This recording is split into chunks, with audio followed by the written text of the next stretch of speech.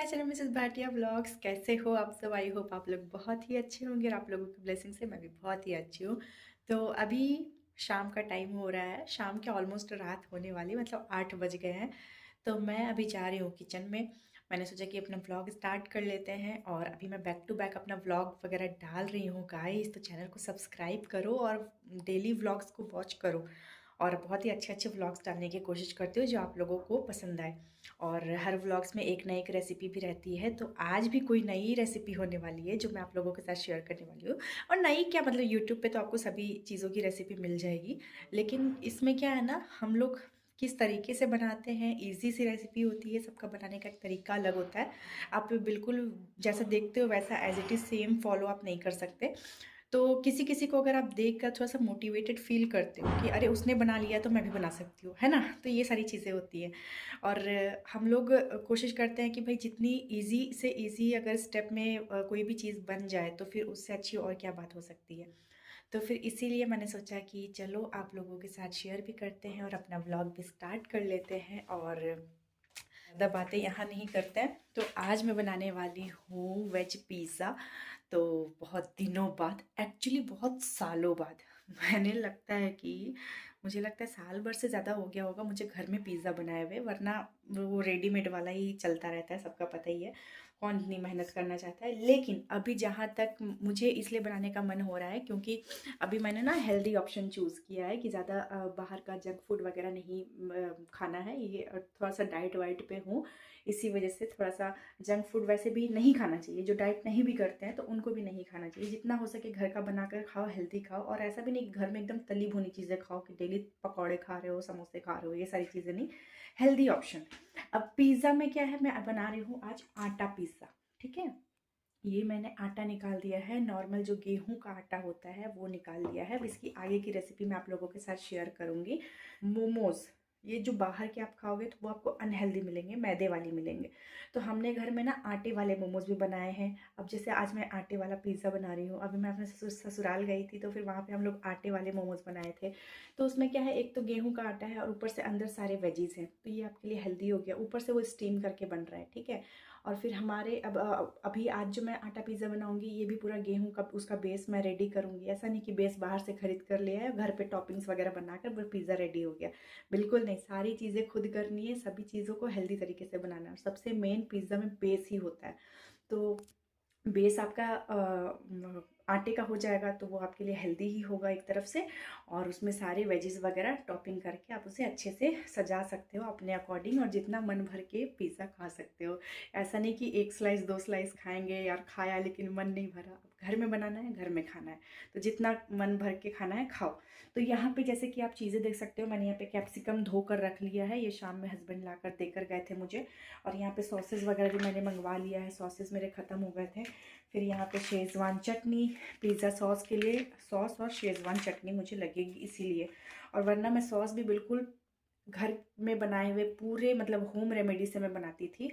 लेकिन अभी सॉस वगैरह का थोड़ा सा शॉर्टकट अपनाएंगे, ये वाला भी ऑप्शन आप चूज़ कर सकते हो। और यहाँ पे बेकिंग पाउडर है और यहाँ पे है दही। तो अब कुछ कुछ चीज़ें जो जो मेरे पास नहीं थी वो मैंने यहाँ मंगवा लिया है और बाकी सारी चीज़ें घर में अवेलेबल हैं। चीज़ वगैरह सारी चीज़ें हैं। तो चलो अब ज़्यादा बातें नहीं करते हैं, 4 मिनट की बातें हो जाती है मेरी बकबक। तो अब आगे आप रेसिपी देख लेना और इन्जॉय करो ये वाला व्लॉग और हमारे साथ साथ फिर पिज़्ज़ा भी इन्जॉय करना। तो गाइज़ यहाँ पे मैंने टेस्ट के अकॉर्डिंग ले लिया है थोड़ा सा नमक, बहुत ज़्यादा नहीं लेंगे। थोड़ी सी चीनी, चीनी भी बहुत ज़्यादा नहीं लेंगे, थोड़ा ही लेंगे। उसके बाद ये है baking soda, baking powder, cooking oil और ये दही। ठीक है, मैं एक अंदाज़ा ले रही हूँ, मतलब मुझे एक आइडिया है कि मुझे कितना इसमें नीड है। तो यहाँ पे ऑलमोस्ट शायद ये 3 पिज़्ज़ा का बेस बनेगा, तो उस हिसाब से मैंने आटा लिया है और दही इतनी ही डाली है, बहुत ज़्यादा भी नहीं डालना है। अब इसे हम लोग एक सॉफ्ट इसका एक डो रेडी कर लेते हैं। ठीक है, कुछ इस तरीके से पहले हम लोग मिक्स कर लेंगे। और मुझे लग रहा है कि दही की नीड और पड़ेगी मुझे।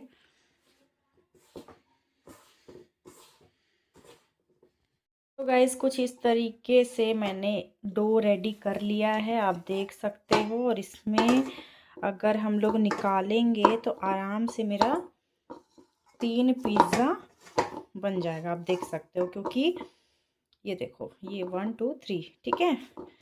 ये हार्ट शेप भी लग रहा है अभी तो तो अभी हम लोग इसे रेस्ट करने के लिए रख देते हैं कम से कम 20 मिनट, और इसे ढक कर रख देते हैं। जब तक ये रेस्ट पे रहेगा तब तक हम लोग वेजीज वगैरह कट कर लेंगे। वेजीज में क्या क्या डालूंगी आप देखना, ठीक है।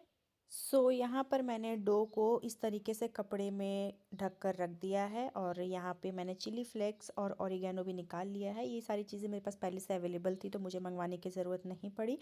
और सीजनिंग वगैरह बहुत ज़्यादा ज़रूरी है। उसके बाद यहाँ पे अब फटाफट से मैं सारे वेजीज़ को कट कर रही हूँ। अब इसे बारीक चॉप तो कर नहीं सकते क्योंकि बड़े बड़े स्लाइसेस में जाएंगे, तो हाथों से ही कट करना है। और एक कैप्सिकम में, एक बड़ा सा कैप्सिकम मैंने काटा है, और आराम से इतने में हो जाएगा हमारा। और क्योंकि मैंने जितना अंदाज़ा लिया था, मतलब 3 पिज़्ज़ा के बेस का आटा स्टार्टिंग में मैंने आपको बताया था, और एग्जैक्ट 3 पिज़्ज़ा मेरे बनकर रेडी हुए हैं। तो यहाँ फटाफट से अभी मैं सब्जियों को काट ले रही हूँ। उसके बाद मैं आगे दिखाती हूँ कौन कौन सी सब्जियाँ मैंने काटी हैं। यहाँ पर आप देख सकते हो कैप्सिकम मैंने कट कर लिया है, और प्याज भी कट कर लिया है। अब इस बाउल में सॉसेस के लिए निकाल रही हूँ टमाटो सॉस, और यहाँ पे शेज़वान चटनी। फिर उसके बाद मैंने ना मेयोनीज़ भी मंगवा ली थी, तो मैं भूल गई थी कि मेयोनीज़ नहीं है घर पे। फिर हस्बैंड जब आए थे तो वो लेकर आए थे। और डो को अब 20 मिनट आराम से हो चुके हैं। अब मैंने थोड़ा सा ऑयल डाला और इसे अच्छे से फिर से मैंने हाथों से अच्छे से मिक्स कर लिया, मतलब डो को अच्छे से गूँथ लिया। और ये बिल्कुल सॉफ्ट हो चुका है और बिल्कुल रेडी है बनाने के लिए। और मैंने सोचा कि मेरे हस्बैंड जब आएंगे तभी मैं गर्मा गर्म बनाऊंगी, बेक करूंगी, भले जितना भी टाइम लगे बेकिंग में, लेकिन कोई दिक्कत नहीं है। लेकिन ये सारी चीज़ें गर्मा गर्म ही होती हैं, तो फिर इसलिए मैं उनका ही वेट कर रही थी। अब मैंने यहाँ पे नाइफ़ लिया और नाइफ़ की हेल्प से ये 4 मतलब हिस्सा मैंने निकाल लिया। अब 3 हिस्सा निकला, तो मैंने सोचा कि भाई जो आधी बची हुई है उसको मैं इसी में यूज़ ले लेती हूँ। लेकिन फिर बहुत बड़ा मतलब एक डो हो जा रहा था, एक पिज़्ज़ा का बेस हो जा रहा था, तो मैंने वो नहीं किया। लेकिन जो थोड़ी सी बच गई थी ना, जो आटे की जो लोई है, वो भी मेरा काम आ गया। अब आगे मैं बताऊंगी किस काम में आया, ठीक है। अब आप देख सकते हो इस तरीके से मैंने जो आटे की लोई है कुछ मतलब कर लिया है राउंड राउंड सूखा आटा लगाकर, और बस थोड़ा सा बेलन की हेल्प से इसे बेलेंगे। और बिल्कुल राउंड शेप में मैंने बेल लिया है, और जितनी बड़ी मेरी प्लेट है, मतलब जिस प्लेट में मुझे इसे बेक करना है उस हिसाब से मैंने बेल लिया है। और पहला वाला था ना, तो ये थोड़ा सा हैवी हो गया था और मोटा हो गया था। और सीरियसली बताऊंगा, जब हम लोग खा रहे थे ना, तो 2 पिज़्ज़ा में ही हमारा पेट भर चुका था। तीसरा मतलब तो खाने की बिल्कुल हिम्मत ही नहीं थी, जैसे तैसे हमने खाया। अब यहाँ पर मैंने फोक की हेल्प से कुछ इस तरीके से छेद छेद कर लिए हैं, ताकि जो हमारा बेस है वो फूले ना। और इधर मैंने तवा भी चढ़ा दिया है, ताकि वो भी मतलब गर्म होती रहे। उसे हमें प्री हीट करना है, कढ़ाई को भी और तवे को भी। तो वो जब तक गर्म हो गई थी, और यहाँ पे मैंने कुछ इस तरीके से पिज़्ज़ा एक साइड से हमें पकाना है, लेकिन मैंने दोनों साइड से हल्का हल्का करके पका दिया था। और ताकि आटा जो है हमारा वो अंदर से पक जाए। मैदा पकने में ज़्यादा टाइम नहीं लेती है, लेकिन ये आटा पकने में ना अंदर से बहुत ज़्यादा टाइम लग रहा था। और थोड़ा सा ऑयल और थोड़ी सी पानी डालकर, ताकि वो स्टीम से अंदर से हल्का सा पक जाए, उसके बाद लिड से मैंने ढक दिया था। अब जब तक एक बेस मेरा रेडी हो रहा था, तब तक मैंने दूसरा भी बेल कर रख लिया था। अब ये वाली लोई भी देखो कितनी बड़ी सी थी, तो फिर मैंने थोड़ा सा आटा निकाल कर रखा। और मैंने सोचा कि भाई बहुत ज़्यादा हैवी नहीं बनाऊँगी, लेकिन फिर भी वो हैवी हो ही जा रहा था। और तीसरा जो बना ना गाइस, वो तो भाई पूरा चीज़ बस्ट पिज़्ज़ा बना था वो। और वो इतना हैवी था ना, मतलब तीसरा वाला ही हमें सबसे ज़्यादा टेस्टी लगा। लेकिन वही है कि फ्लेवर हम लोग चेंज नहीं कर सकते थे, क्योंकि वेजीज़ वगैरह तो सारी वही चीज़ें थी। तो यहाँ पे मैं प्लेट से नाप कर भी देख रही हूँ कि मेरे प्लेट के अकॉर्डिंग आएगी कि नहीं। तो 3 मैंने गेस किया था कि 3 पिज़्ज़ा मेरे बनेंगे, और आराम से 3 पिज़्ज़ा का बेस हमारा रेडी हो गया। तो भाई वेजीज़ में मैंने यहाँ पे टमाटो भी कट कर लिए थे, उसका जो जूसी वाला पार्ट होता है वो मैंने निकाल लिया था। और यहाँ पे मेरा जो बेस है वो भी कुक हो रहा था, तो इसे अलट पलट के इधर से मैंने थोड़ा सा ही सेका है, ज़्यादातर नीचे की तरफ से सेकेंगे। और ये अब मैं तीसरा जो पिज़्ज़ा बेस है वो रेडी कर रही हूँ। और वेजीज़ में मैंने कॉर्न रख लिया था, स्वीट कॉर्न था, प्याज थे, कैप्सिकम थे, टमाटो थी और मशरूम वगैरह भी थी, लेकिन मेरे हस्बैंड ने कहा कि मशरूम नहीं डालना, मुझे नहीं खाना है मशरूम वाला, वरना मुझे मशरूम वाला बहुत ज़्यादा पसंद आता है। और पनीर वगैरह है तो आप वो भी डाल सकते हो, और आपकी जो भी फेवरेट सब्जियां हैं आप वो सारी चीज़ें डाल सकते हो। तो अभी ये जो तीसरा बेस है ना, मैं देखो किस तरीके से कर रही हूँ। इसे पहले फिंगर की हेल्प से इसे थोड़ा सा यहाँ पे गड्ढा गड्ढा टाइप कर लूँगी, और ताकि वहाँ पे मैं चीज़ को फिल कर सकूँ। तो ये मोज़रेला चीज़ है, ठीक है। यहाँ पे मैंने चीज़ को लिया, साइड साइड में जहाँ पे मैंने फिंगर की हेल्प से गड्ढे किए थे वहाँ पे आराम से रखती जाऊँगी, और साइड से सभी चीज़ को अंदर लॉक करती हुई जाऊँगी, ठीक है, कुछ इस तरीके से। और ये जो पिज़्ज़ा बना था ना गाइस, मतलब बहुत ही डिलीशियस पिज़्ज़ा बना था। और मैंने सोचा कि चलो थोड़ा सा अलग किया जाए बाकी दो पिज़्ज़ा के अकॉर्डिंग। तो बस चारों तरफ से मैंने चीज़ भर भर के डाली, और उसके बाद मैंने इसे लॉक कर दिया, जो आटा था ना उसे लॉक कर दिया, और मुझे पानी लगाकर चिपकाने की ज़रूरत नहीं पड़ी, ये बहुत ईज़िली चिपक गया आटा। तो बस बहुत आसानी से ये हो गया, और अच्छे से मैंने चीज़ डाल डाल के भर दिया है भाई। बहुत ही ज़्यादा अच्छा लग रहा था देखने में, तो इतना सुंदर लग रहा था ना कि मैं क्या ही बताऊँ। और बहुत अच्छी फीलिंग आ रही थी। मेरे हस्बैंड पता है बेस देखकर बोल रहे थे कि क्या मस्त बेस बना है, मतलब ऐसा लग रहा है कि भाई मार्केट का ही बेस बना है। और जितनी क्वांटिटी में मैंने आपको दिखाया, जो भी इंग्रेडिएंट्स आटे में डालने थे, आप उतनी ही क्वांटिटी में डालना। अगर 2 लोग के लिए बना रहे हो और ज़्यादा मेंबर के लिए बना रहे हो तो आप थोड़ी थोड़ी क्वांटिटी बढ़ा सकते हो, वरना 3 से 4 पिज़्ज़ा अगर भी आप घर में बना लोगे तो बहुत ही आराम से आप लोग, मतलब फैमिली सारे खा लोगे। क्योंकि हैवी हैवी बन जाता है, अगर दो दो स्लाइस भी खाओगे ना तो भाई पेट तो आराम से ही भर जाएगा। फिर मैंने इसे भी फोक की हेल्प से इस तरीके से छेद छेद किया, क्योंकि ये तो भाई बिल्कुल ज़रूरी है, वरना ये रोटियों की तरह ये भी फूल जाएगा। तो इसे मैं फुलाना नहीं है, इसे बस हमें कुक करना है। और उसके बाद मैंने आटे का जो डब्बा है, बेलन है, वो सब किया साइड। और ये जो सेकंड वाला बेस था वो भी हमारा रेडी हो गया। तो इसे बस मैंने अलट पलट के सेक लिया। अब यहाँ पे कढ़ाई भी हमारी प्री हीट हो गई थी, हाथों से मैंने करके चेक कर लिया है।